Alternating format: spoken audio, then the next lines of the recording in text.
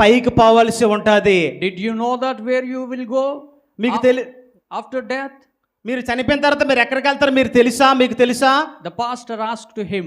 Pastor గారు ఆ దైవజనులు ఆ డబ్బున్న అతను అడుగుతున్నారు. There is no reply from the richest man. అయితే ఆ మాటకు ఆ డబ్బున్న అతను సమాధానము చెప్పలేకపోతూ ఉన్నాడు. He started to thinking that how can we go to heaven with all properties?